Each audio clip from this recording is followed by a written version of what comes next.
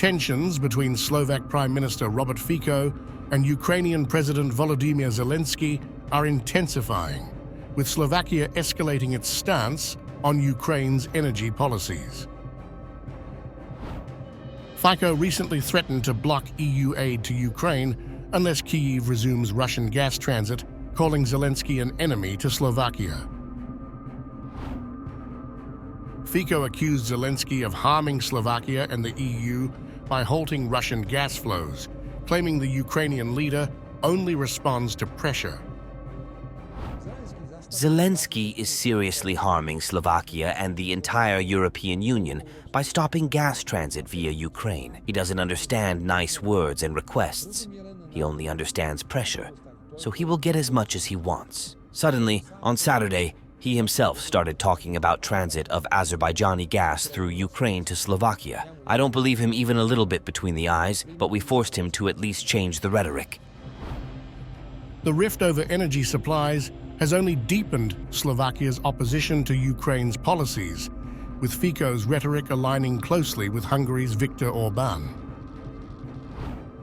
The European Commission recently reiterated the importance of energy security for EU member states, stressing that third countries like Ukraine must respect these needs. Fico echoed this sentiment, highlighting the Commission's stance while reaffirming his own opposition to further EU financial aid to Ukraine unless the gas transit issue is resolved.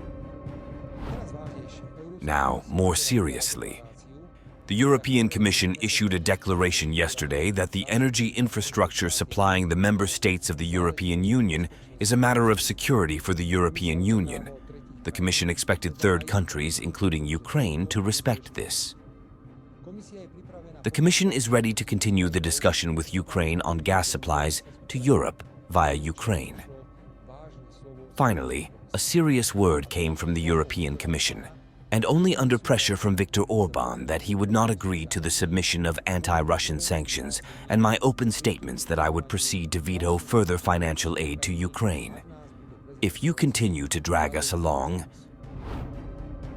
Fico's criticisms also extended to NATO Secretary-General Mark Rutte, who emphasized continued US support for Ukraine during the World Economic Forum. Fico sharply rebutted Rutte's calls for Europe to bear more of the financial burden in supporting Ukraine, questioning who exactly the NATO chief was speaking for.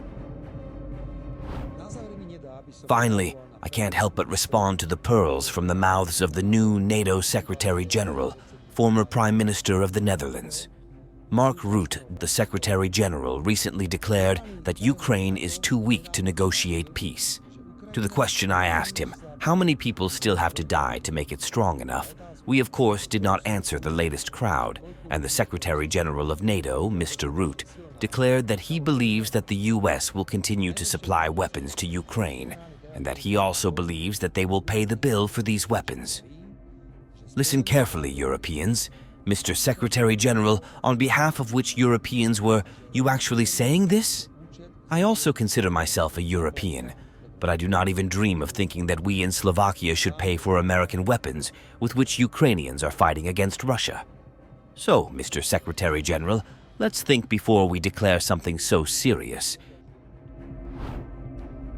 Fico's latest remarks reflect the widening divisions within Europe over the Ukraine-Russia war, underscoring the central issues of energy security and financial contributions to Kyiv.